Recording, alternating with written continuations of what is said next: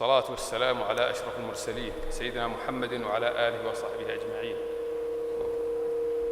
السادة الحضور، السلام عليكم ورحمة الله وبركاته. نرحب بالجميع في الجلسة الثالثة من أعمال المنتدى السعودي الثاني للمؤتمرات والمعارض، وعنوانها فرص الاستثمار في إنشاء وتشغيل مراكز المعارض والمؤتمرات بالمملكة. المتحدث الأول في هذه الجلسة هو الأستاذ ماهر الجلفار، والأستاذ ماهر حاصل على شهادة في إدارة المعارض من جامعة كولوم بألمانيا، وكذلك حاصل على برنامج متقدم في الإدارة من كلية الأعمال بجامعة برشلونة بأسبانيا. له العديد من العضويات في بعض الهيئات والجمعيات التي تهتم بالمعارض والمؤتمرات. عمله الحالي المدير التنفيذي التجاري إدارة قطاعات مؤتمرات مركز دبي التجاري العالمي. عنوان الورقة التي سيقدمها الأستاذ جلفار: الأثر الاقتصادي لمراكز المعارض والمؤتمرات. فليتفضل.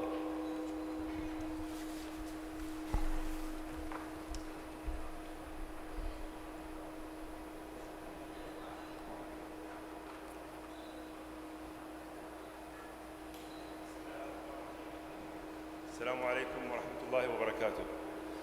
في البداية طبعا لابد أشكر اللجنة المنظمة على هذا التنظيم الرائع، ويشرفني اليوم أن متواجد معكم، وإن شاء الله أكون عند حسن ظنكم.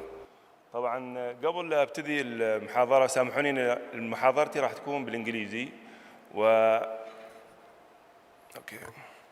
والسؤال اللي كنت أبغى أسأل اللجنة، طبعا أول مرة أبغى أسأل السؤال، أن طالما البرنامج المنتدى راح يتنقل من مدينة إلى مدينة، متى نقدر نستضيفه في دبي؟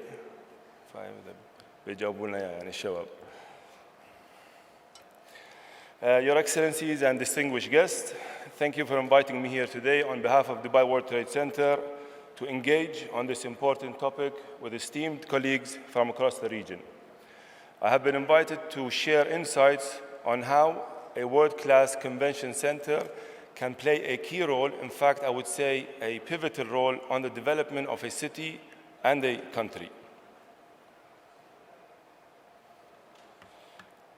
I'd like to share one of our iconic buildings, which was built in 1979. And since its doors were open in 1979, only 8 years after the birth of our country, as we know it today, the vision of the leadership in Dubai knew that the Dubai World Trade Center must be more than simply a venue. They knew that by creating a center for events, conferences, and meetings, it would grow into a center of prosperity, business, and connectivity. Today, from these humble beginnings with only one tower, but an ambitious vision for the future, we see the fruits of this forward-thinking approach in a world-class facility. I would like to share with you a video now.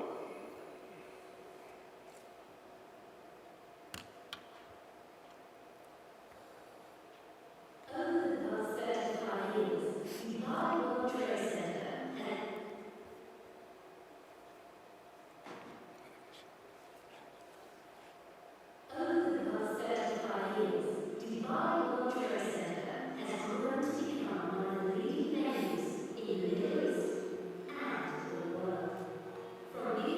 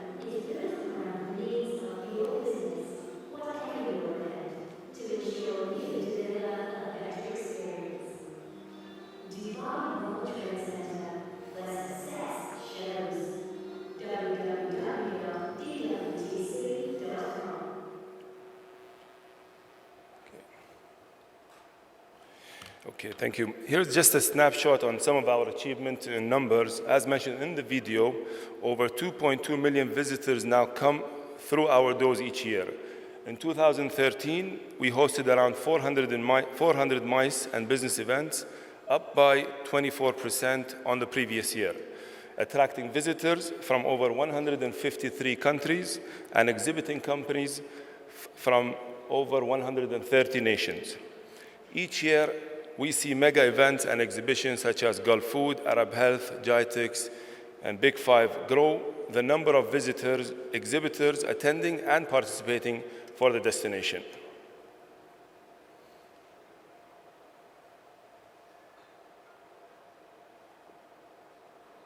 Okay. Here's some of our offerings that we do in Dubai World Trade Center. Across event services, hospitalities, and facility management, we also provide best in the 360-degree services for every customer, including venue, stand building, AV, catering, IT services, and much more. In addition to royal weddings, to highly popular live events such as the Mudhij City for the families and Dubai Sports World, the largest indoor summer sports venue in the region. In fact, our research shows an estimated overall contribution and economic impact of DWTC events in the region of $2.2 billion, around 8 billion dirhams. Just touch on GITEX Technology Week. A very specific case study of one of our most interesting shows, which I already touched. It is the largest ICT show in Minasa, consists of 5 days futuristic product launches, progressive conferences, and series of engaging education forums, industry briefing, and exhibitor networking events. The show was first launched in 1981, just after the Trade Center was opened, and celebrated its 34th edition just last month.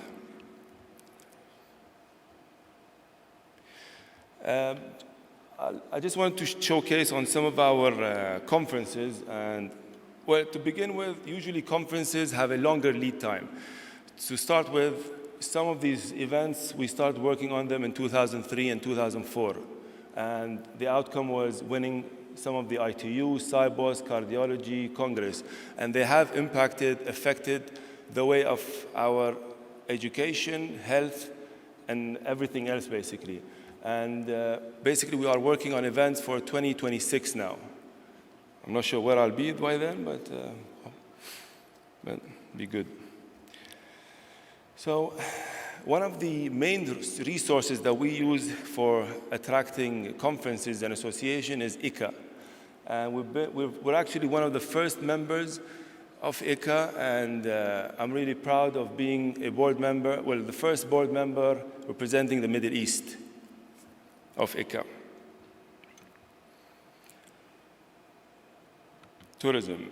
Well, MICE tourism has been identified as a key to this plan, with the number of international trade visitors expected to swell from 900,000 business visitors to 4 million by 2020. At DWTC, we have a decisive part to play in attracting business tourism over the coming years. In Dubai, or in general in UAE, we have a clear connected vision for the future, established and driven by our President, His Highness Sheikh Khalifa bin Zayed Al Nahyan, and His Highness Sheikh Mohammed bin Rashid Al Maktoum, Vice President and Prime Minister of the UAE and ruler of Dubai. They have empowered and inspired our leaders to drive this vision through key connected pillars.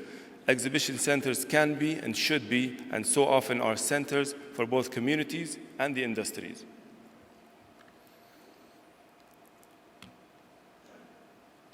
Expo. In November 2013, the UAE won the right to host the 2020 World Expo in Dubai, with the theme of connecting minds, creating the future. The first time that the World Expo is staged in the Minasa region. It will drive, and is already driving, the economy, infrastructure, tourism, and industry sector.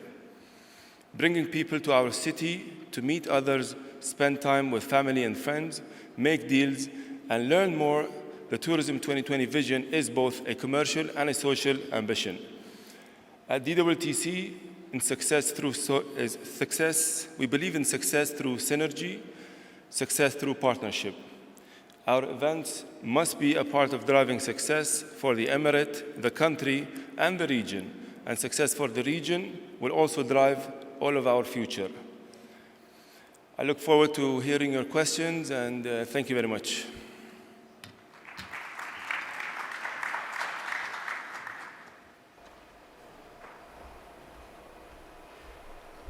شكرا للأستاذ جلفار. والآن موعدنا مع المتحدث الثاني السيد جراد باتشار، وهو مرخص كمسوق جهات تنفيذي، لديه تجربة ثرية في صناعة السياحة والفندقة، وهو عضو في العديد من الهيئات التجارية والاقتصادية، ولديه مقالات وأبحاث منشورة. يعمل حالياً كمستشار استراتيجي ومدير تطوير الأعمال في البرنامج الوطني للمؤتمرات والمعارض.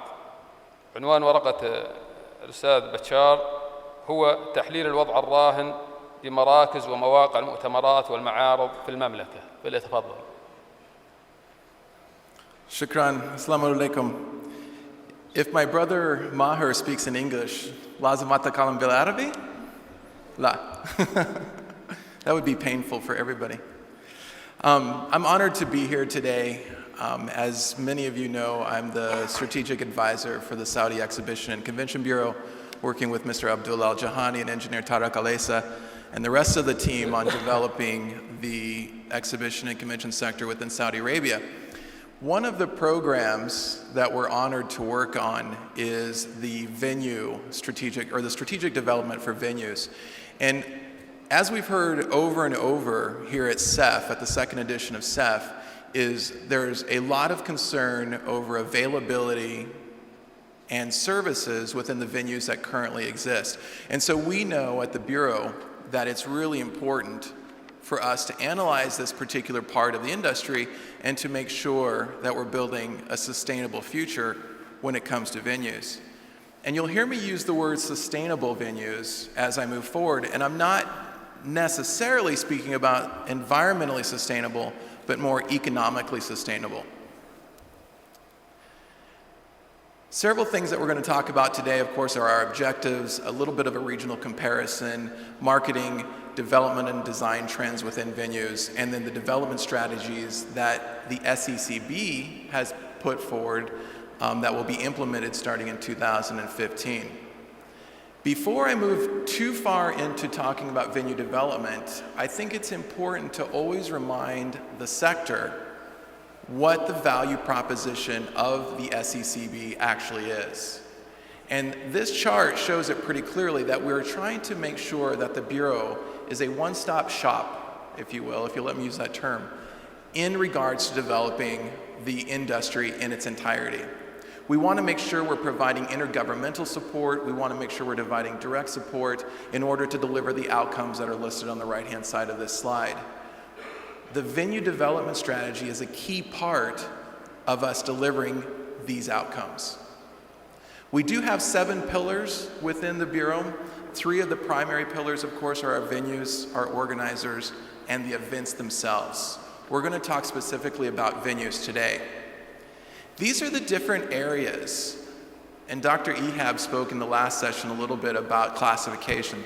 These are the areas that the Bureau is working on currently to create classifications and definition standards in order to make the entire industry more consistent, more understandable, and more transparent. We're specifically today talking about venue development. And we have 2 primary venues, 2 primary categories of venues that we look after. That includes primary venues that are listed here and also secondary venues. I think all of you understand how important secondary venues, the role that they play in the industry here in Saudi Arabia. Universities, I'm sure a lot of you within the room that are event organizers have used universities. There's some phenomenal university venues that are located here within the country. There's a lot of strengths, there's a lot of opportunities, there's a lot of challenges that exist within the industry. All of these things I think we're well aware of. I'm sure a lot of you could certainly sit and we could debate other strengths, other weaknesses, other opportunities within the country. All of these things are factors that we keep in mind when we're developing our venue strategy, including the number of size and scope of the hotels that are here in the marketplace, the number and size and scope of hotels that are being developed, convention centers that exist, exhibition centers that exist. All across the country, we make sure that we take an inclusive look at non-hotel venues, meaning convention centers, exhibition centers, and hotels, to make sure we're developing the venue strategy in an inclusive manner. One of the things, and you've heard this a lot throughout the entire conference, throughout the entire forum, that Saudi Arabia is the largest economy in the GCC. We all know that, correct? Has the largest population as well.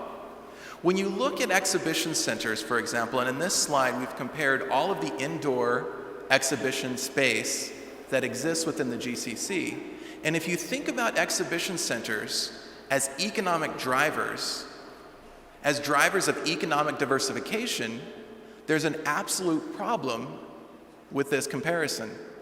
You see the biggest economy, the biggest regional population, having actually the smallest amount of indoor exhibition space. And this is certainly something that we need to consider as we move forward. Moving into a regional and international comparison, you'll see by this chart that 15 countries around the world actually hold 80% of the indoor inventory. The Middle East has 33 venues according to UFI, with 800,000 square meters of exhibition space, with a 2%, which is 2% of the global inventory. Approximately 31,000 exhibitions per year, corresponding to 124 million square meters of total net exhibition space, are rented, and where they invite they actually host 4.4 million exhibition companies who welcome 260 million visitors throughout the year. These are really impressive numbers, and when you think about the growth within the Middle East for this same time period, which took place from 2008 to 2012, there was also an increase of 7% here just in the Middle East. As we continue our evaluation of venues, two aspects of venue design have to be considered by our investors and our developers today, especially here in Saudi Arabia. Those two things are design and technology. Whoever might have been here yesterday got to experience a forum where we had a lot of technology problems. Thank God, those problems have been fixed today and we're having a fantastic forum. Inshallah, that will continue throughout the afternoon. But design and technology are two aspects of venue design. They're absolutely crucial if we're going to continue to move this sector into the next century. When we look at meeting space design of the past is very functional. It certainly serves a purpose. It gives a person a place to sit. It gives a person a place to write. They can look at the screen, they can write on the flip chart, and so forth. But these meeting rooms don't deliver the educational and innovational environments which we need today. This picture shows a much more modern meeting room that convention center designers, hotel designers are taking into consideration for the next generation of learners. A lot of discussion, Mr. Abdullah said this morning, we talked about multi-generational our target audiences when we're trying to attract people to our events. We also need to keep those multi-generational personalities in mind when we're looking at our meeting space. People who are in our meeting space today are looking for rooms that provide natural light. They provide more aesthetics. The materials that are made to build these rooms, that are used to build these rooms, has to be inviting, has to be able to spur a strong or create a strong educational environment, and also an environment for innovation. That continues on for larger meeting rooms such as this one, again, a good functional room, but this is a much more modern example of how meeting space should look. Convention centers, conference centers that are being built in a lot of the westernized countries look a lot like this diagram, where you have places called huddle space. You've got operation centers for all of your networks because the entire building is wired. You've got rooms, conference rooms that are set up for hybrid meetings. All of these facilities need to be involved or need to be included in modern day venue design. I said earlier that we're going to talk a lot about economic sustainability for venue development, but we can't forget about the environmental sustainability. Last week, I was also at the ECA conference with Brother Maher, and there was a 16-year-old boy who got up on stage. I call him a boy. He was very, very small. I'll call him a boy. He got up on stage, and he's an environmental entrepreneur at the ripe old age of 16. And he's been doing this since he was 14, by the way. He got up on stage, and there was a room of about 1,000 people. And in that room were venue managers, destination marketing organizations, event organizers, and some other suppliers. And he was brave enough to stand on that stage and say, you, the events industry, is one of the biggest problems with environmental sustainability. You put people on airplanes, you use a lot of waste. When you have a trade show, you have a lot of leftover waste and so forth. And he was very brave in saying that, and he didn't get a lot of fans in the audience, but he wasn't wrong. We have to make sure, as an industry, we continue to keep environmental standards in place. Hotels are on the design trend train.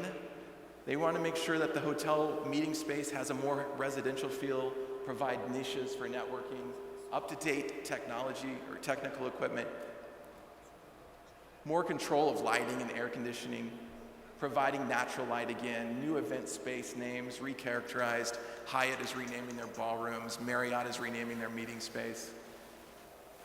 Includes an urban outdoor space. I think we all can appreciate the fact how nice it is when you're in a meeting all day to actually get your group outside of the meeting room, let them get some fresh air, get re-energized. Technology is important, free Wi-Fi. How many people here like free Wi-Fi? Yeah, me too. We'll send a note back to Ritz-Carlton that we'd like free Wi-Fi. Everything else is fantastic though, of course. Free Wi-Fi is one of the primary decision factors for a majority of meeting planners. That's not going to go away. Web-based technologies are driving meeting planning, event apps, online registration, exhibitor softwares. Virtual and hybrid meetings, of course, those technologies are evolving quickly as well. Challenges with technology in today's venues, especially older venues. There's a lot more capacity, a lot more bandwidth, as we know, that needs to be in place when we're all on our mobile devices. And I see a few tablets here just from looking across the audience. Tablets consume on average 400% more bandwidth than a traditional iPhone. So hotels need to be able to meet that demand. Venues must evolve meeting space into customizable learning environments. We've said that a couple of times. 64% of event organizers state that free Wi-Fi affects their choice of venues. And advanced services in regards to technology, including service apps, online tools, and IT service staff, all of these are absolutely important to today's event planners. The final topic of my presentation today is to come back and talk about the Bureau's development strategy for venues. And the reason I highlighted these particular words on this slide is because this is absolutely crucial as we continue to develop the exhibition and convention sector within the kingdom. We need to make sure that all of the venues that are currently in development, and there's a few people here today in this room who are actually developing venues as we speak, we need to make sure that we're bringing all of those investors that are there today and who will be here tomorrow to make sure we're having a conversation to know exactly what the supply is in the marketplace. Because very soon, we could run a risk of having a population of venues that are not the right mix, they're not the right size, and they don't meet the demand in the marketplace. We have this situation in the United States currently to where over the last 15 years, as many of you would know, there's been an abundance of convention and exhibition centers that have been built. And all of these centers have been built in a silo effect to where every destination wants to make sure it's competitive in the very lucrative exhibition and convention sector. So all of them invested heavily on building state-of-the-art venues. The next thing you know, you've got hundreds of venues across the country that are underutilized. And now the conversation in the country when they're negotiating with meeting planners is, why is it that your venue's not for free? I can go to Chicago and get a free venue. I can go to Denver and get a free venue. Once you go down that path as a country, as a sector, there's no going back. And the event organizers in the room will probably start throwing apples at me, but we from a venue perspective have to be sure we're providing good value to the event organizers, supporting them in their ambitions,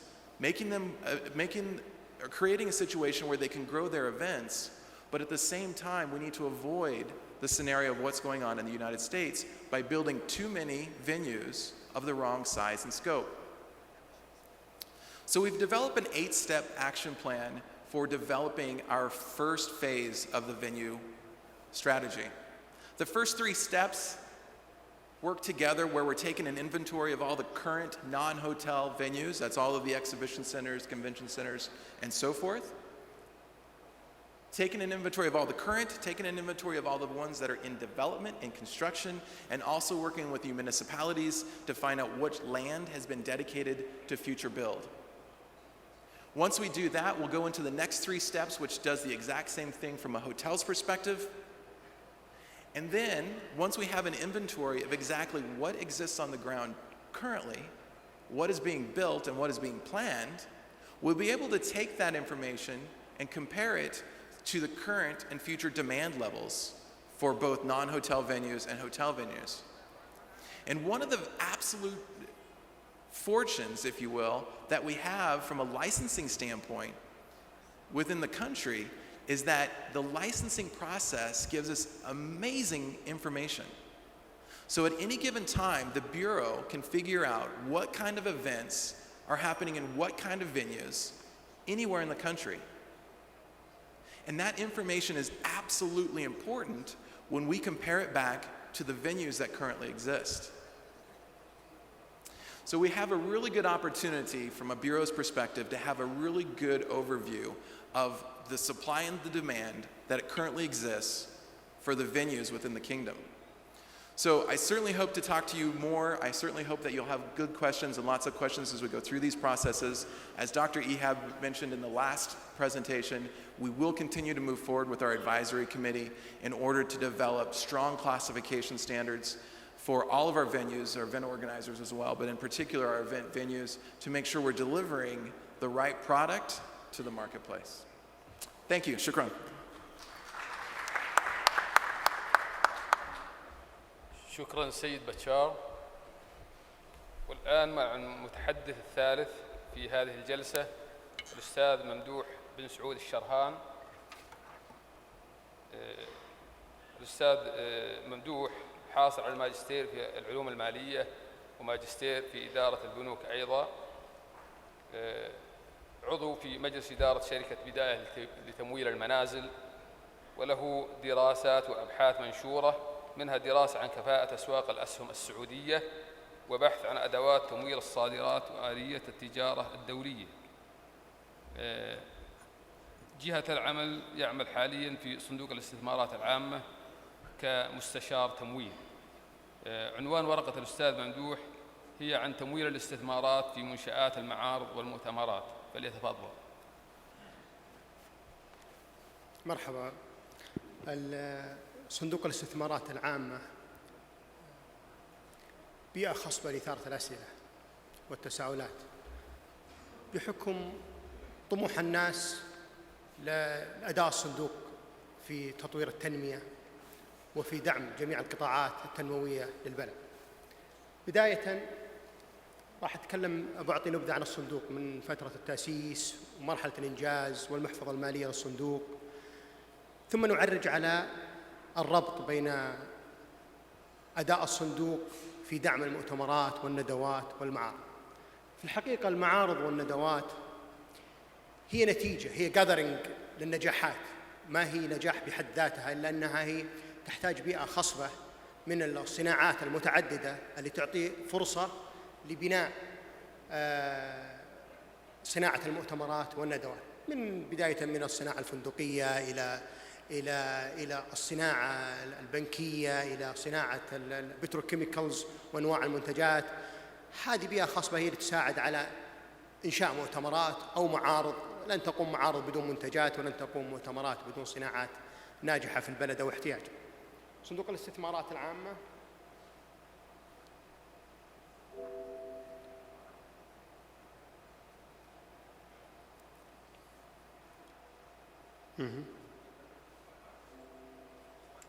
تفضل.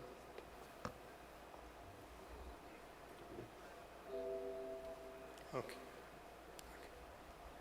تأسس صندوق الاستثمارات العامة منذ تقريباً 40 سنة أو أكثر، عام 71 ميلادي، عام 91 هجري بموجب رسوم ملكي. في بداية الأمر كان صندوق الاستثمارات العامة يقتصر على التمويل فقط، والتمويل للشركات التي تملكها الحكومة بشكل جزئي أو بشكل كلي. إلا أنه تطور عمل الصندوق بعد التمويل، وبدأ يشارك في شركات، وبدأ ينشئ شركات ويلتزم في توجيه بعض القطاعات إلى صناعات معينة، كما أصبح يدير ويتصرف بالشركات المساهمة التي يملكها والتي يؤسسها. وعندنا مجموعة من الشركات المثال على ذلك، مثل شركة سابك وشركة معادن وبنك الإنماء، وكثير من الشركات اللي تعرفونها تقريبا تشكل 40% من سوق المال السعودي، وتقريبا هي تعادل حول 46 شركة بشكلها الإجمالي و23 شركة مساهمة. الصندوق شارك في تخصيص مجموعة من القطاعات الحكومية وتحويلها إلى شركات، مثل شركة الاتصالات ومثل شركة معادن، وأخيراً مثل البنك الأهلي في تحويله للطرح العام. طبعاً الهيكل الإداري والحوكمة في صندوق الاستثمارات العامة تبدأ من مجلس الإدارة المكون من أصحاب المعالي برئاسة معالي وزير المالية، وبعضوية معالي وزير الاقتصاد والتخطيط، ومعالي وزير التجارة والصناعة، ومعالي وزير الدولة، معالي محافظ مؤسسة النقد العربي السعودي. هو المحرك الرئيسي للصندوق والمدير الفعلي للصندوق معالي أعضاء مجلس الإدارة. يعين مجلس الإدارة يعين الأمين العام لصندوق الاستثمارات العامة، وهو القائم في الأعمال اليومية والدورية للصندوق، وصاحب صلاحيات العمل الروتيني أو اليومي بالرجوع، وأحيانا يصير فيه بعض التفويض من السلطات مجلس الإدارة لسعادة الأمين العام. محفظة الصندوق في الحقيقة تحتوي على مجموعة أو حجم كبير من الشركات المحلية، والصندوق يحرص على أن المحفظة تحتوي شركات محلية بشكل أكبر من الشركات الثنائية والشركات العربية المشتركة، لأنه مثل ما تعرفون المملكة حفظها الله بلد مترامي الأطراف وقارة كبيرة، تحتاج إلى تنمية فعالة، تحتاج إلى تنمية مستدامة بشكل عادل على مساحة البلد. فلذلك نركز في صندوق الاستثمارات العامة على التنمية المحلية. طبعاً الأرقام ليست دقيقة، لأن الأرقام تتحدث بشكل يومي بحكم أنتم مثل ما تعرفون القروض تقدم بشكل يومي والشركات تنشأ بشكل دوري، فصعب إحصائها بشكل دقيق. لكن القروض بلغت القروض تقريبا في عام 2013 إلى 150 مليار على الشركات المحلية. وطبعا الشركات الوطنية تشكل 46 شركة وطنية يملكها الصندوق بشكل كامل أو بشكل جزئي، و23 شركة منها مدرجة في سوق الأسهم السعودي. الشركات العربية تقريبا يساهم في 28 شركة عربية، وتتنوع أنشطتها ما بين مصرفية إلى زراعية إلى صناعية في بعض الأحيان. الشركات الثنائية اللي يساهم فيها الصندوق تقريبا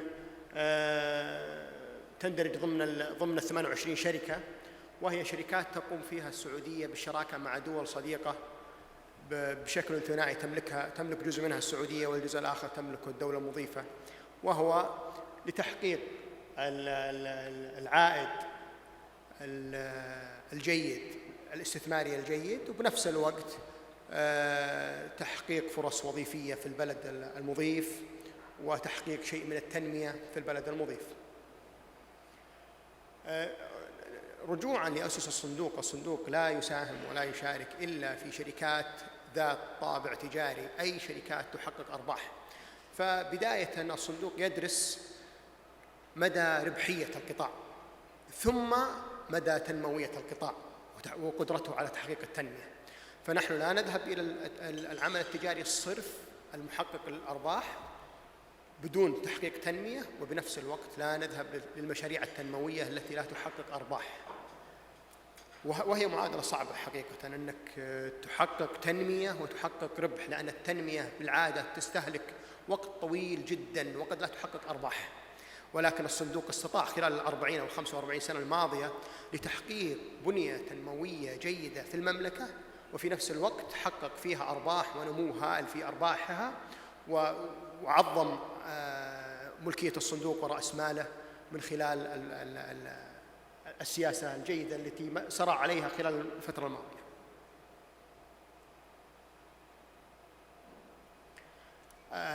تصنيف المحفظة بشكل بياني لتقسيمها بناء على القطاعات والتخصصات. البتروكيماويات تقريبا هي تأخذ حصة نصيب الأسد في القطاعات، بحكم أن دولة نفطية، وأن أغلب الصناعات والتوجه بعادة الدول أصلا أنها تركز على ميزتها النوعية.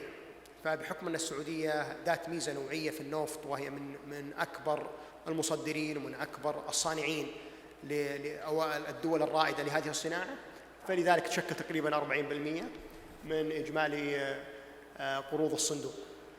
يليها البترول، ويليها الخطوط الحديدية والتعدين والنقل الجوي والكهرباء والماء والنقل البحري، ومن ثم مجموعة من الصناعات الأخرى مثل الصناعات البنكية، تعتبر صناعة جيدة وصناعة يساهم فيها الصندوق بشكل فعال. كذلك أغراض الشركات الوطنية التي يساهم فيها الصندوق، مثل ما قلناها قبل شوي، صناعة الإسمنت والبتروكيماويات والاتصالات وتقنية المعلومات والكهرباء والزراعة والنقل البري والبحري والتعدين والبنوك والفنادق نرجع لها بعد شوي، بحكم أنها لها علاقة وطيدة في موضوع المؤتمرات والمنتديات وصناعة السياحة. وتطوير التعليم العام كذا، كما بلغ إجمالي حصة الصندوق المدفوعة في رؤوس أموال هذه الشركات نحو 71 مليار ريال سعودي. هذه طبعا مجموعة الشركات اللي تعرفونها طبعا، مثل شركة صافولا ولا بنك الإنماء أو شركة سار، تعتبر من الشركات الحديثة اللي إنشاها الصندوق، وهي تحقق بنية تحتية جبارة تغطي مساحة كبيرة من المملكة في قطار الشمال الجنوب، أو في قطار الجسر البري الرابط ما بين البحر الأحمر والخليج العربي، أو في مجموعة من مشاريع النقل العام التي تخدم مشروع القطارات. كذلك النقل البحري ونادك واسمنت القصيم واس-تي-سي والنقل الجماعي وسابك، تأييدا كذلك للنقل العام.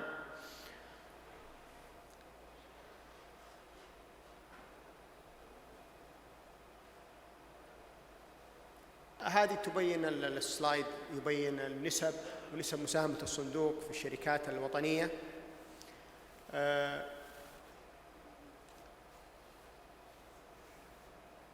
بداية من الشركة السعودية للكهرباء إلى سابك إلى اتصالات السعودية والشركة العقارية، ما بين 74 إلى 70 64 إلى 50% بالتتالي. نهاية في مجموعة سامبا المالية 22.9%. كذلك الشركة الوطنية للتنمية الزراعية، فلو تلاحظ الآن المحفظة توزع بشكل في بيج فرايتي أو تنوع كبير في محفظة الصندوق، وهذا يدل على حرص الصندوق على تنويع وتوزيع التنمية في جميع القطاعات التي يحتاجها البلد.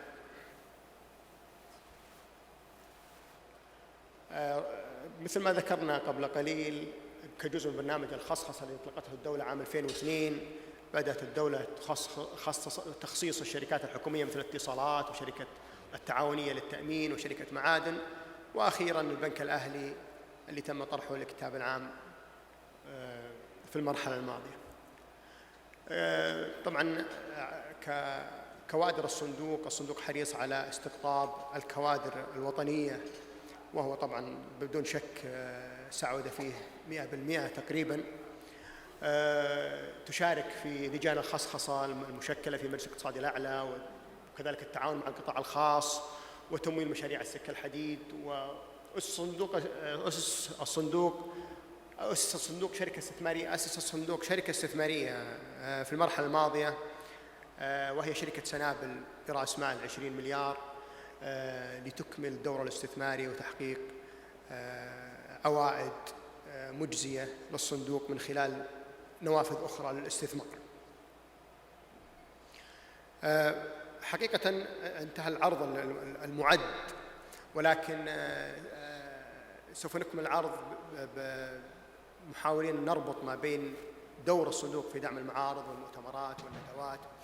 والمعارض والمؤتمرات في أي بلد في العالم تحتاج إلى بنية تحتية، من بداية من الصناعة الفندقية، وكذلك وجود فعاليات وأحداث.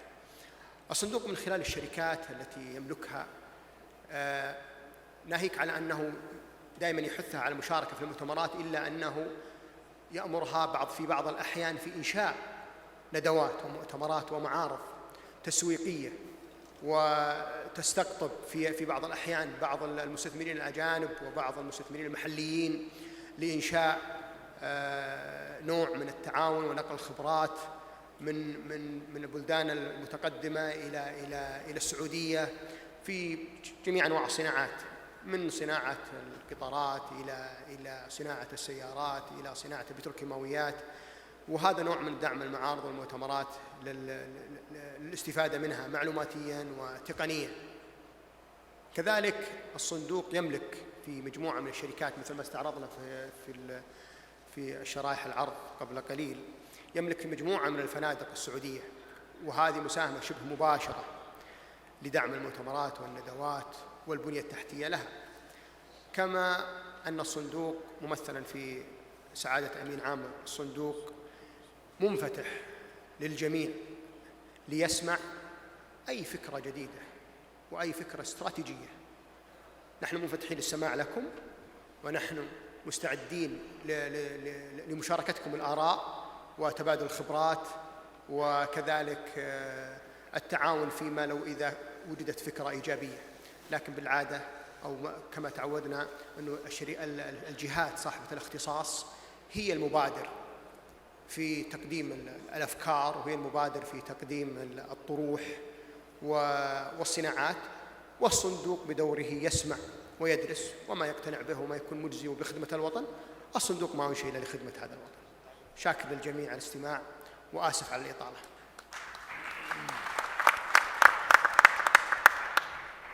شكراً للأستاذ ممدوح. والآن مع متحدثنا الرابع والأخير في هذه الجلسة، سعادة المهندس وليد بن عبد الرحمن العيسى، وهو مدير مشروع مركز الملك عبد الله المالي، نائب رئيس مجلس إدارة التعاونية، عضو مجلس إدارة بنك الرياض. عنوان ورقة المهندس وليد هي منشآت المعارض والمؤتمرات في مركز الملك عبد الله المالي. فليتفضل. مساكم الله بالخير. Good afternoon, ladies and gentlemen. What I'm going to tell you about is our conference center in the King Abdullah Financial District. But what I'm going to talk about is actually looking at the whole and the wholesome picture of King Abdullah Financial District in looking into conferences and application of a conference. Just a brief basics about the King Abdullah Financial District. The land is 1.6 million square meter. It's not that huge. The total built-up area actually is 5.3 million. 3.4 is above ground and 2 million below ground. Most of the underground is actually parking, and that's why we have about 50,000 car parking spaces. It's very important in that kind of development. What that means is that we're going to accommodate about 50,000 employees working in KFD, King Abdullah Financial District. Also, we have about 12,000 tenants, since the project is actually mixed use, so we'll have residential and offices and retail, as in shopping and services like that. What that means when we have 50,000 as a worker employees, and mainly in the financial services, is that there is a need for having a conference center to, in a way, accommodate these requirements. So, but what I want to do also, I want you to look at King Abdullah Financial District as one unit and one complemented unit. So it's not just the conference center, there are also possibility and ability to expand and in a way add more areas if there are more need for the conferences, but it's a bigger conferences or small conferences. So it could expand and shrink, if you will. So we have the conference center itself, but we have additional auditorium that we could use within the project. For example, we have the CMA Tower. It has also an auditorium. We got the Geoclimate Museum and the Science Museum, also their ability to host some auditoriums. And it's under design and finished design, actually. It's under bidding for now is the Museum of Built Environment and the Info Hub. And I'll show you just that each one has at least a capability of auditorium to use for conferences and similar functions. Also, part of the plan of King Abdullah Financial District is actually an area already planned for an exhibition center there too. This is what I want to show you, what the proximity of these areas and how they are very close to each other, such that you could actually host it in the conference center way at the bottom there, but then you will have the Capital Market Authority building or tower with the conference center and with the auditorium and the MOBI, all these different areas. It's within 600 to 800 walk basically in that area. But I'll show you why also this is not very far, and you would think maybe the environment, the temperature, people would not walk that distance. And then, we gotta go back a couple slides. So that's the monorail, and the monorail actually takes you around in the project. So you move from one science museum or from the financial academy or the conference center.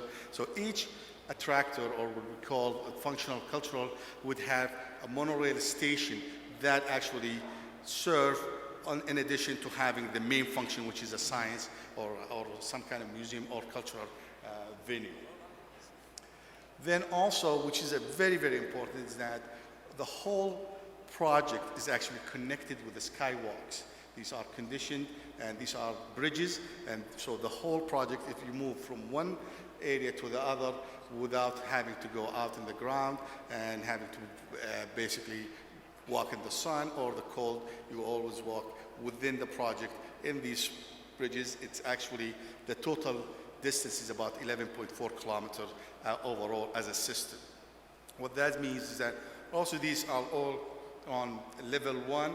So in that level 1, always there is a retail. So this is more of shopping, more of walking around, and it's fun. It's not like a maze you gotta go through from one point to another. But that also confirmed the idea that is, you could have the conference center, and you have a function in the conference center, and you have another function that going in the CMA Tower or in the Science Museum or the Geoclimate Museum. So that's what the Sky Bridge looks like from the outside. This is from the inside, and that's how it's connecting from between buildings. Then look at the conference center itself, King Abdullah Financial District Conference Center, and I'll give you just overview of the feature of the project, and it's actually about to be ready now. So that's what it looks from outside. It's a huge area with 4 basements for 1,400 parking spaces underneath. And that's what it looks from outside. From the other side, And this is at night when it's lit. This is from the inside, and actually this is the actual picture that was taken a few days ago. This is what we call the Great Hall. That's the connector to the other function of the project or of the building, and then also for the monorail station. This is another just look for the. Then we'll talk about the Great Hall. We just talked about it. It's got digital signage bridge that show people what the function is, where to go, all this information. That's what it's looked like. This is animation. And this is also a picture of, this is a real picture what it is today. And once we finish the adjustment of the projectors, then you will have a full functioning bridge that connects the south and the north. Then we'll talk about the auditorium, and that's the main feature of the conference center in King Abdullah Financial District. It's actually multi-function auditorium, so it could be a theater. It's designed to be a theater, so you can have plays with areas for the performers and with the right lighting, the right audio system. It could be also a cinema. You could show some movies with 4K video capability, and it could be for presentations. And if you don't have that kind of requirement for presentation and development, then you could have the back. If you could see at the top left corner, that's a greenery in the back side of that auditorium. The capacity of that auditorium is 628 seats. It has mezzanine, so the top or the balcony is about 100. The rest is in the bottom. It's got pre-function area. It has a VIP lounge, royal lounge, performers areas. The seats at the front, actually they're removable, so you can have royal or some kind of high-end VIP function. It does have a projection room, a translation room, and lighting, and AV catwalk. That's what you need for theater plays. You could have a follow light with the performance. Very important there is that the whole auditorium is Wi-Fi.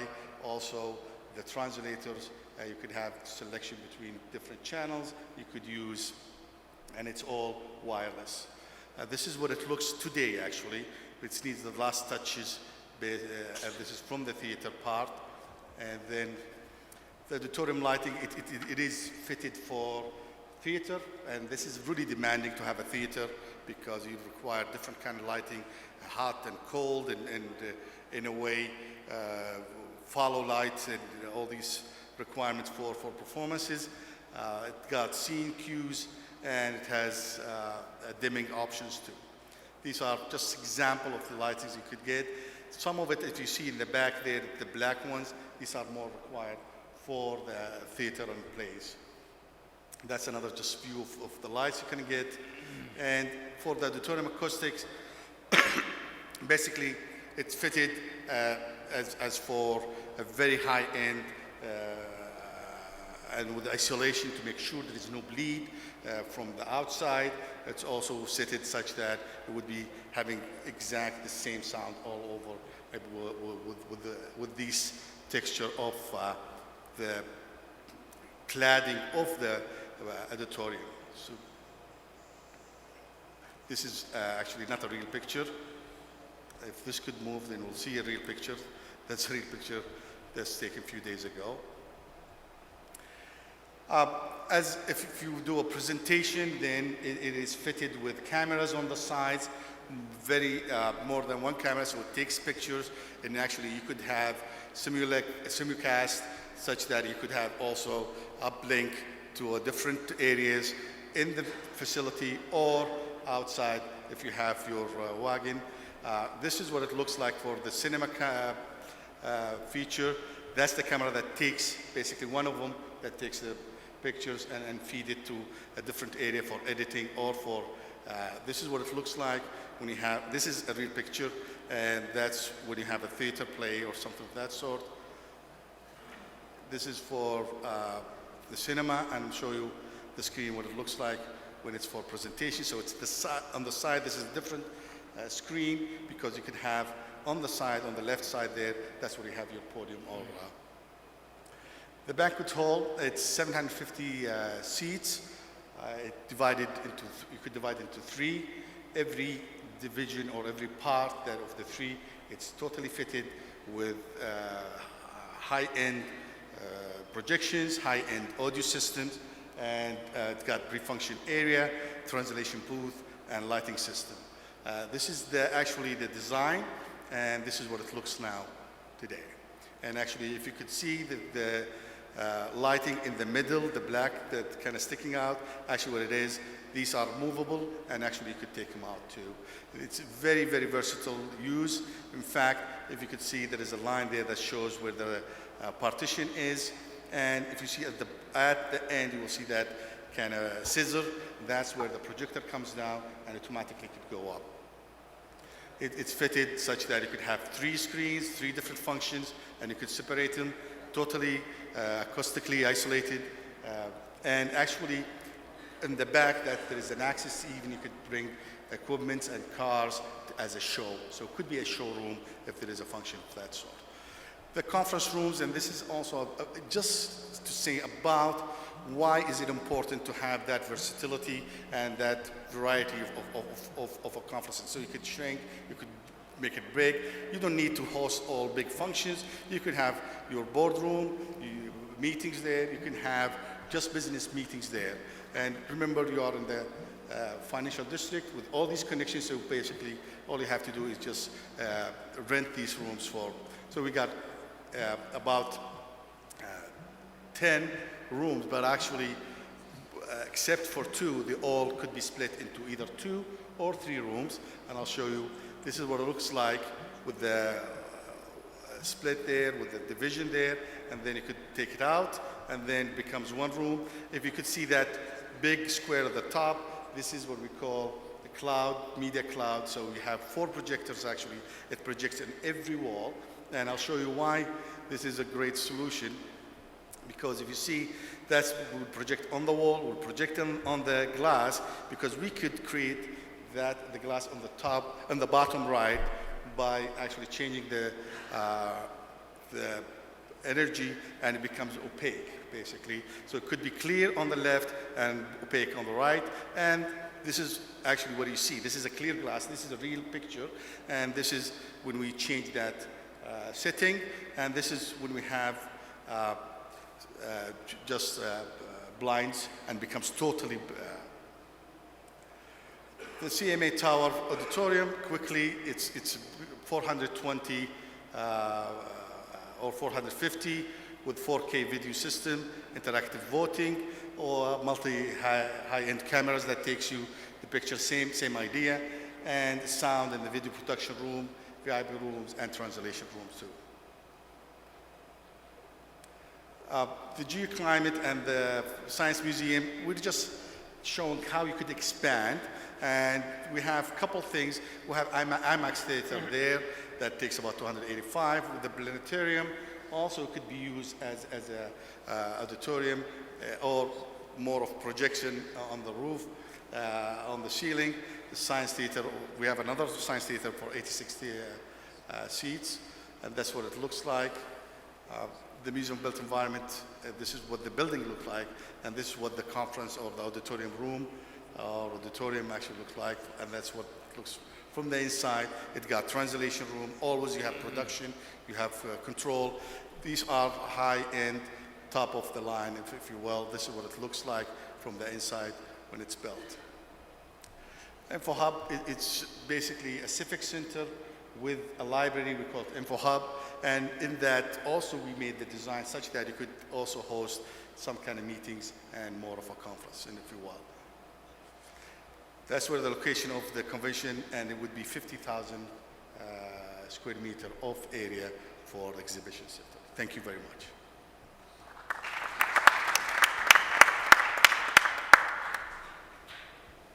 شكرا مهندس وليد على هذا العرض المميز والجيد. شكرا.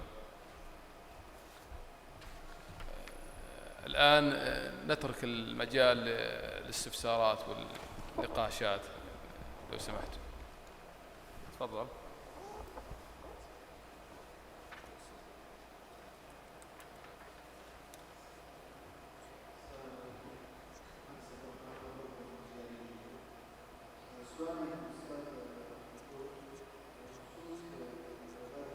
الصوت يعني الصوت شوية ضعيف.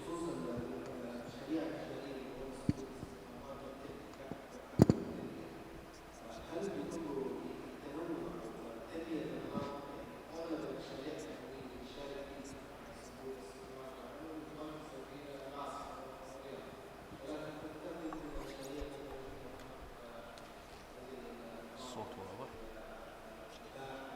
تسمع الصوت؟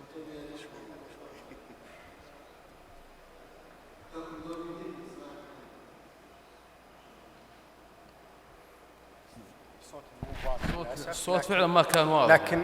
لكن بناء دقيقة بس، إذا فهمت سؤالك بشكل جيد، أنت تسأل عن توزيع التنمية على مناطق المملكة، هذا كان السؤال بدون أدنى شك.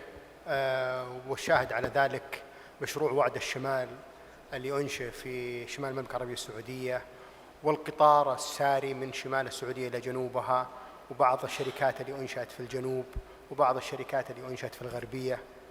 فهذه كلها شركات تنموية يدعمها الصندوق، ولا عنده تفضيل بناء. احنا نبني المشروع بناء على قرب الناتشرال ريسورس للمصنع. فلما نبني مصنع اسمنت نحتاج ان نشوف وش اقرب مواد اوليه او مواد خام تكون قريبه من المصنع.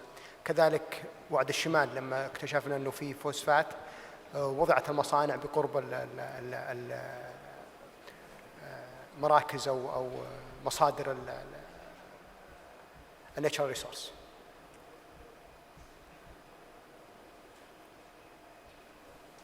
أخير.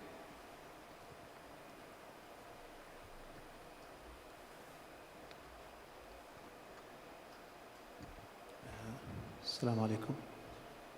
أنا طلال الزرقي رئيس الجمعية السعودية للتخاطب. My questions to Mr. Gerard.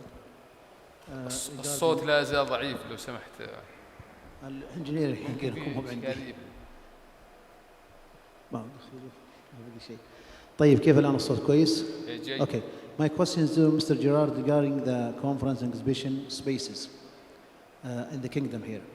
Unfortunately, I think when we go through only Riyadh, since we are doing some conferences and workshops all over Riyadh, there is a lot of facilities, hundreds of facilities around.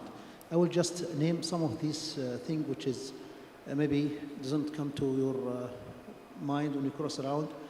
If you go to the hospitals, universities, private exhibition centers, hotels, and even sometimes they are doing conferences in the wedding halls, because there is a lot of wedding halls that can be used. So space-wise, I don't think we have problem with the space-wise, which is built for conferences and for exhibition and for meeting. But the issue come with which came first, is the cart or the horse? Because if you have an exhibition, let's say for example, if you have a plan for exhibition for next 5 months, 50 exhibition, I'm sure that there is enough spaces here in Riyadh and other areas also, because sometimes we are being pushed outside Riyadh to make some sort of activities, and we find the space.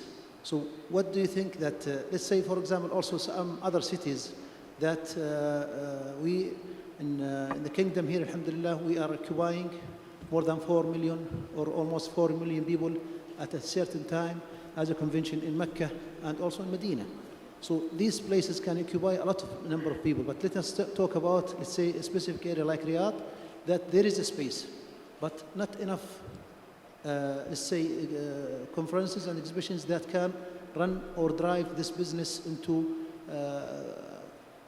to a clear vision for the people who is investing in this. May I am clear or not? Yeah, it's clear. Thank you. Okay, thank you. It's the. Can you hear me? Okay. Yeah. The question you ask is a very good question. You know, the development of venues within any destination, and then in this case in particular for the kingdom, has to match the level of demand, not only today but in the future. You know, we have a number of exhibitions that exist in the kingdom today that have maximized their host venues. We saw this morning in the Read and Informa presentations where they've talked about the ability to grow shows, they have the ability, especially when you get into shows that take a lot of space, whether it's construction or big equipment, some technology shows that bring in large-scale equipment. These kind of shows have the ability to continue to grow if the venue will allow it. So what we're proposing from a bureau standpoint is, first of all, we have to be able to identify all of the options across the country. And you're absolutely right, there are some organizers who choose to hold events in wedding venues, and that's absolutely fine. But what we want to do is to make sure that event organizers, when they're booking a wedding venue, for example, know exactly what they're booking. The consistency of wedding venues, of course, across the country varies. You could have a wedding venue in Riyadh that is much, much different than a wedding venue in Taif, for example. So we want to make sure that there's consistency and a rating scale so event organizers know what they're booking into. But we firmly believe that venues should follow the model that a lot of other destinations have created, to where you can build a core venue that meets the supply or meets the demand needs for today and maybe within the next 5 years, but have the ability to grow. RICEC is a really good example where you have a plot of land where you can expand. There's plenty of space to expand, there's plans to expand, and we want to see those kind of projects continue. So the venues have to be designed to where they can meet today's needs, the needs of the immediate future, and be able to expand in a timely manner. Does that answer your question? شكرا. اسمحوا لي بس تفضل الأخ. Shukran. Assalamu alaikum. Thank you for this wonderful conference. It's amazing for me. I'm the first time here in Saudi Arabia, and great, wonderful.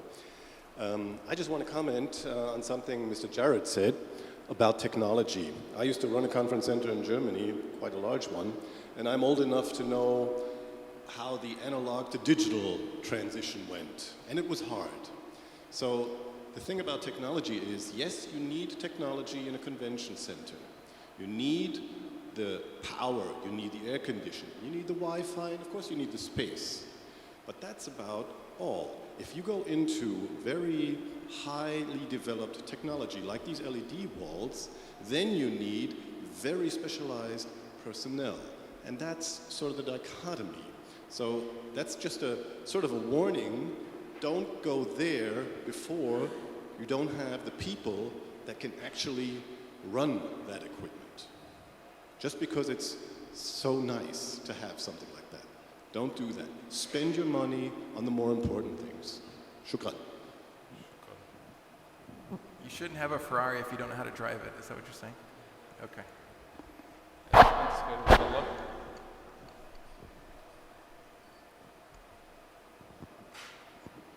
شكرا جزيلا. أسامة الكردي من شركة علاقات المؤتمرات المعارض الدولية. أستاذ ممدوح، شكرا جزيلا على العرض الجميل على الصندوق، ولاحظت شيئين. الأول هو اهتمامكم بالتنمية واهتمامكم بتحقيق أرباح، ولاحظت كذلك أنكم منفتحين على هذا القطاع، وأنا أعتقد أن الصندوق يمكن أن يلعب دور كبير في هذا القطاع في إطار المخططات الواسعة والمهمة للبرنامج الوطني. To Mr. Gerard,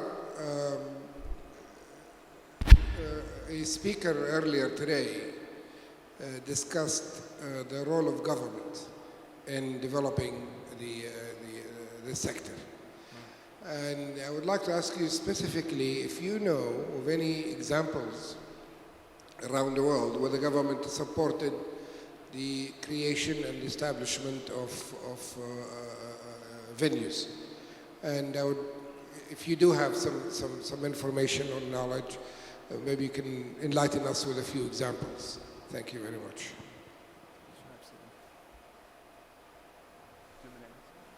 Okay, go ahead. Thank you for that question. You know, the most common examples of government investment into venues is actually in the United States, where a lot of the municipalities, the municipal governments, have actually created tax schemes to where, whether it's a tourism tax, a car rental tax, maybe it's a public fund that's been established for the investment into venues, stadiums, whatever the case is. That is very, very common in North America. North America invests, the governments invest heavily into their venues. And as I was mentioning in my presentation, the challenge that they're facing now is that there's an oversupply in the market. So what has happened is that the governments now not only built the buildings, and I should stress the fact that there's a taxation system there that's much, much different than here. So the dynamics are different. But there, they have a taxation scheme in place to where it's actually the visitors that are paying the taxes to build these venues. So it's based on hotel tax. So when people come and stay in a hotel, $5 or whatever the case is goes towards the development of these venues. But that funding now has gone into where it's not only building, it's now running and covering deficits. Because a lot of the venues in the United States, for example, are in a deficit situation because of the oversupply. They can't charge the prices they need to cover their operating costs. So that's a big problem in North America. The model would work. The model that they've implemented in North America would work. The taxation policies or the taxation schemes would work in those areas, as long as the market, the demand and the supply are complement each other. There's a deficiency in one side, so that's a problem there. But there's other areas. You know, there's examples in Abu Dhabi and Dubai to where the venues are semi-governmental. Maher can certainly speak to the pressure that they're under to make sure that they're covering the cost of the venue. I imagine there was probably some original or some initial investment from the city government. Is that correct? So there was an initial investment, but obviously those are built by the government, but they're built in order to return a profit in the long term.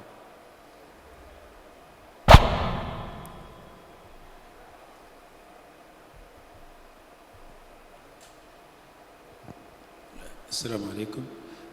محمد العمري، هيئة السياحة منطقة مكة المكرمة. سؤالي للأستاذ ماهر، 2025 نسبة النمو المتوقعة اللي تراها أنت من خبرتك في المعارض والمؤتمرات في الإمارات وفي قطر وفي السعودية، نسبة النمو اللي تتوقعها عام 2025 عن الوضع الحالي كيف حتكون؟ شكرا. بخصوص النمو، احنا طبعا عندنا استراتيجيه معينه بخصوص المعارض والمؤتمرات. المعارض كل 3 سنين نجلس مع المنظمين ونشوف شو استراتيجيتهم، شو احتياجاتهم، على اساس نشوف على 3 سنين شو بيسوون، وين بيوصلون. وعلى هذا، بناء على هذه طبعا احنا نشتغل في التوسعات اللي عندنا، هل نتوسع في المعارض ولا نتوسع في المؤتمرات. فحسب كذي يعني عندنا اليوتيلايزيشن الاوكيبنسي عندنا في دبي يعني فوق ال 70%. طبعا 60% منها معارض والباقي الحفلات والمؤتمرات. 2025 يعني صعب الحين اقول لك انا كيف بنوصل وكم بنوصل، بس يعني احنا اليوم من الحين لين 2021 عارفين كيف النمو بيكون، سواء من الفنادق، الانفراستراكشر، المستشفيات، المدارس، كل هالاشياء مترابطه طبعا. واحنا دائما نتعاون مع الدول الحكوميه والقطاع، اللي يعني اي مؤتمر اي معرض نجيبه دائما ندخل القطاع نفسه المسؤول عن سواء الوزارات او القطاع نفسه. نترك السؤال الان للاخوات في الجهه اليمنى، اذا في اي سؤال هناك. انا ما اشوفكم ترى، بس اذا في احد. بسم الله الرحمن.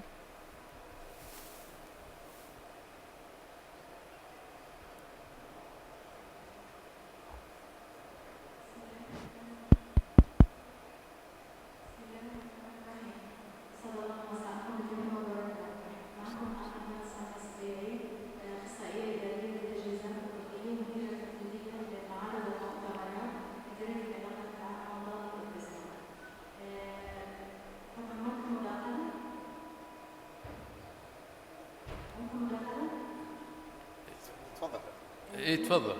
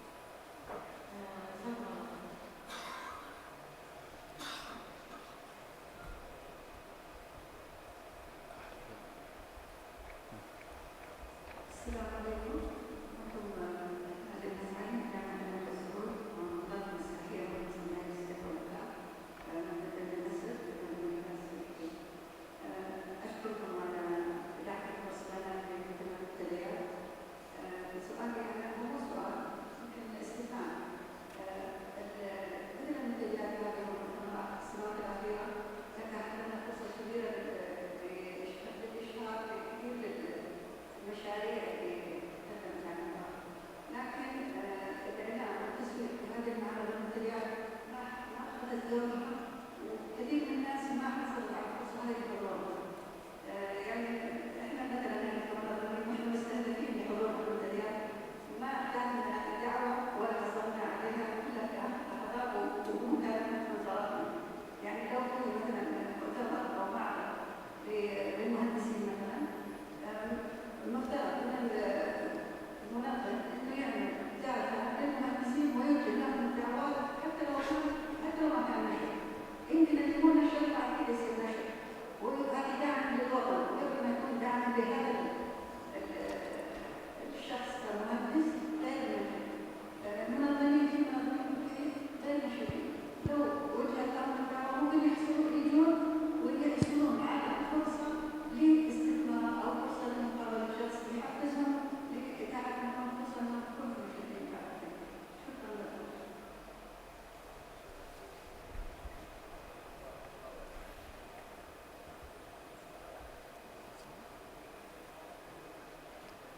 ما أدري أخاف ما عاد يرجع لنا الميكروفون من الجهة اليمنى.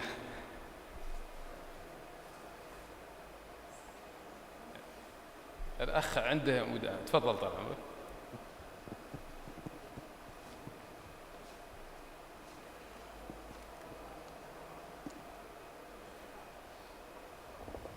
شكرا. عبد الله الرازين رئيس الجمعية السعودية للتدريب. شكرا رئيس الجلسة والأخوة المتحدثين. سؤالي أو استفساري من الأستاذ ممدوح الشرهان بخصوص المشاريع الناجحة للصندوق الذي شارك فيها. يعني لماذا ما زال يحتفظ يعني بهذه النسبة الكبيرة؟ لماذا لا يعني يكون الصندوق هو صانع التنمية أو صانع السوق، بحيث أنها يعني ريليز مثل ما يعني عمل مع البنك الأهلي. يعني شركة الاتصالات ما زالت يعني تحت سيطرة 70%، وهي من الشركات الناجحة. فمن الجميل أنها تترك للمستثمرين ثم يعود أو يرجع مرة أخرى ينشئ شركات ناجحة كما تفضلت. وأعجبتني معادلة التنمية مع الربح. الأمر الثاني أن الصندوق ما زال هو صندوق الوزارة وليس الصندوق المستقل، بدليل أنه ما زال في قضية المنح والإعانات للمستشفيات، قروض المستشفيات والمدارس والفنادق هو الذي يدعمها وليس برنامج آخر، إذا صح لي. الجانب الآخر أنه جزء حقيقة من قد يعني عدم النجاح المتميز، إن إذا حكمنا بهذا أنه ما زال تحت مظلة الوزارة، ولذلك مجلس إدارة كلهم 4 وزراء ومحافظ مؤسسة النقد، يعني حتى رجال الأعمال لا يمثلون فيه.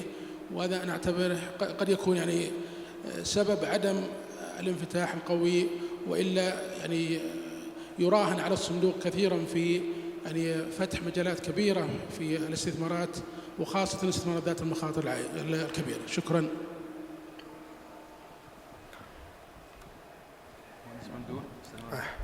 هو بالنسبة لسياسة الصندوق في الاحتفاظ بحصصها في أسهم الشركات المساهمة، هذا ما أعتقد أنه له علاقة في مؤتمرنا اليوم. هذا خارج الموضوع. لكن هو ما زال الصندوق ينشئ شركات، وإذا رأى الوقت المناسب في طرح حصة من الأسهم في السوق لا يتوانى في ذلك. وزي ما شفت البنك الأهلي كان الطرح في موعد مناسب جدا، وكان فرصة للمواطنين في الاستثمار، يعني كان هدية للمواطن.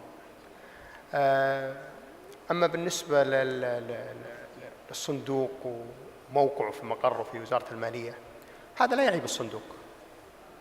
الصندوق سواء صار في مقره في وزارة المالية أو خارج الوزارة، فهو محكوم بمجلس إدارة. مجلس الإدارة مكون من مجموعة متنوعة ومتعددة ذات مختلف التخصصات لإدارة الصندوق. فوزير التجارة عضو، محافظ مؤسسة النقد عضو، ومعالي وزير المالية عضو، ومعالي وزير الدولة عضو، ومعالي وزير التخطيط. فهذه هي الوزارات والجهات المعنية للتكامل إدارة الصندوق. فسواء المقر صار في وزارة المالية ولا في وزارة الدفاع ولا في وزارة الداخلية، ما يفرق المقر فيما إذا الصندوق قاعد يؤدي دوره بشكل جيد. أتمنى أني جاوبت على أسئلتك.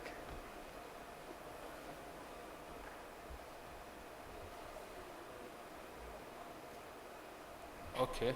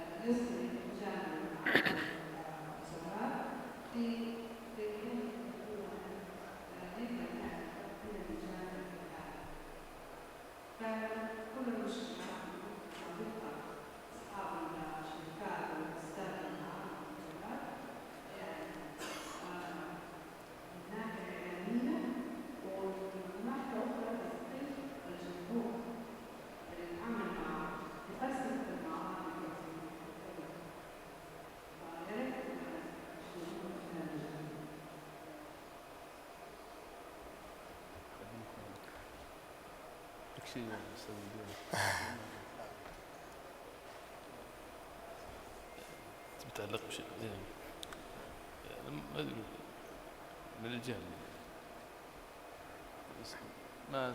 ما عندنا إجابة. على العموم نكتفي بهذا القدر من النقاش.